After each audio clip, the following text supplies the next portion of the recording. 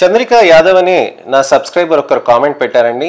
Sir నాకు చాలా long and thick hair dandruff వల్ల మొత్తం పోయింది సార్. ప్రెజెంట్లీ చాలా షార్ట్ అండ్ థిన్ గా ఉంది సార్. డాక్టర్ దగ్గర చూపించుకున్నాను, no use. Dandruff shampoo use చేశాను, 5 సంవత్సరాల నుండి ఈ ప్రాబ్లమే ఉంది సార్. ఫుడ్ చేంజ్ చేశాను సార్, అయినా కానీ నో యూజ్ అని అంటున్నారండి. చంద్రిక గారు చాలా ప్రాబ్లమాటిక్ సినారియో అండి ఇది. నేను చాలా మంది యంగ్స్టర్ అమ్మాయిలలో నేను చూస్తున్నానండి, అబ్బాయిల్లో కూడా చూస్తున్నాను. కానీ అమ్మాయిల్లో విపరీతంగా ఇన్సులిన్ రెసిస్టెన్స్ పెరగటం, సబ్ క్లినికల్ హైపర్ ఆండ్రోజెనిజం పెరగటం, అలానే PCOS పెరగటం, పాలిసిస్టిక్ ఓవేరియన్ సిండ్రోమ్ కండిషన్స్ పెరగటం, ఈ 3 కండిషన్స్ తోటి విపరీతంగా హెయిర్స్ థిన్నింగ్ అవ్వటం అనేది జరుగుతూ ఉంటుంది. డాండ్రఫ్ అనేది కో ఎగ్జిస్టింగ్ ఫీచర్ అని అంటాం. కో ఎగ్జిస్టింగ్ అని అంటే హెయిర్ లాస్ ఉంది, దాంతోపాటు డాండ్రఫ్ ఉంది. అంతేకాని డాండ్రఫ్ తోటి విపరీతంగా హెయిర్ లాస్ కాదండి, కొద్దిగంత హెయిర్ లాస్ అనేది అవుతుంది. కానీ దానితో పాటు మనకి ఇక్కడ ముఖ్యమైనది మనం గమనించట్లేదు ఏంటంటే హార్మోనల్ ఇష్యూస్.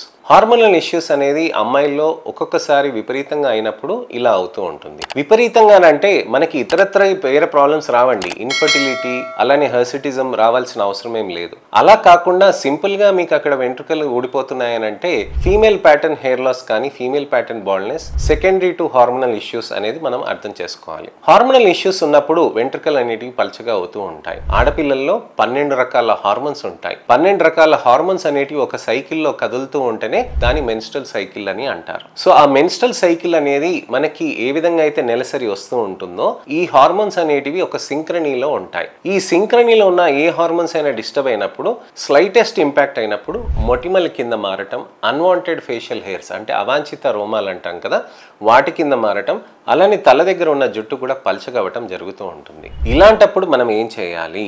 ఫస్ట్ మనం ఎవాల్యుయేషన్ చేసుకోవాలి. మీరు మా దగ్గరకు వస్తే అసలు ఎవాల్యుయేషన్ ఏంటి, అసలు ఏంటి హార్మోనల్ ఇష్యూస్ ఉన్నాయా లేవా, లేక సబ్ క్లినికల్ హైపర్ ఆండ్రోజెనిజం ఉందా అని మేము ఎవాల్యుయేషన్ చేస్తాం.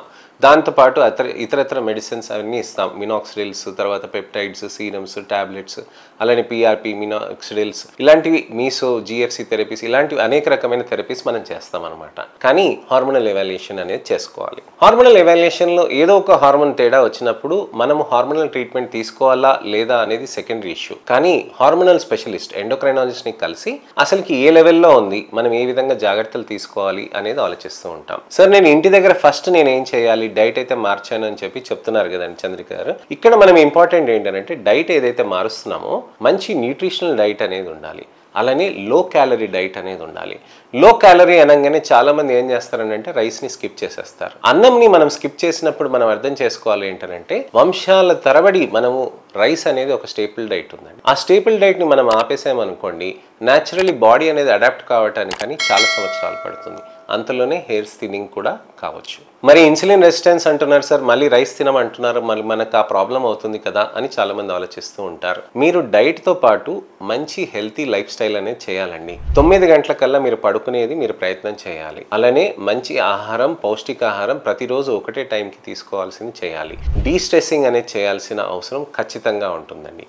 అలానే మీరు టైంకి నిద్రపోవటం, టైంకి ఆహారం తీసుకోవటం ఇది ఖచ్చితంగా చేయాల్సిన అవసరం ఉంటుంది. వాటర్ చేంజ్ వల్ల కూడా మీకు హెయిర్ లాసెస్ అనేటివి అవుతాయి. జ్వరాలు వస్తుంటే కూడా హెయిర్ లాసెస్ అవుతూ ఉంటాయి. సో ఇదండి విషయం. చంద్రిక గారు ఒకవేళ హార్మోనల్ ఇష్యూస్ ఉంటే కనుక దాన్ని రెక్టిఫై కూడా చేయాలి. వ్యాయామం చేస్తే మంచిగా హార్మోన్స్ని బ్యాలెన్స్కి తీసుకొచ్చేది మోస్ట్ న్యాచురల్ థింగ్ అని అంటే వ్యాయామం. మీరు ఎంత ఎక్సర్సైజ్ చేస్తే అంత మంచిది. ఎంత ఎక్సర్సైజ్ చేసి మీరు డైట్ పరంగా మీరు చేసుకుంటూ ఉంటే చాలా మంచిది. యంగ్స్టర్స్ని చూస్తున్నాను, ఇంటర్మీడియట్ ఫాస్టింగ్స్ అని, తర్వాత ఈ విధంగా డైటింగ్స్ అనే కీటో డైట్స్ అనేటివి చేసి వెయిట్ లాస్ అవుతున్నారు. వెయిట్ లాస్ అయిందనంటే ఖచ్చితంగా హెయిర్ లాస్ కూడా అవుతూ ఉంటుంది.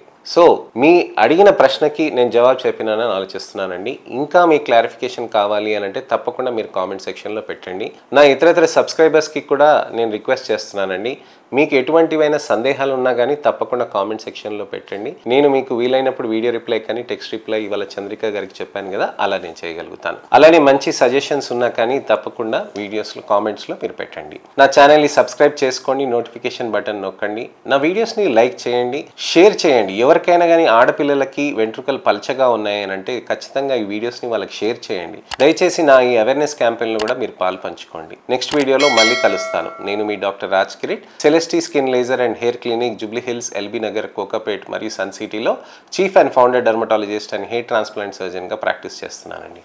నమస్తే.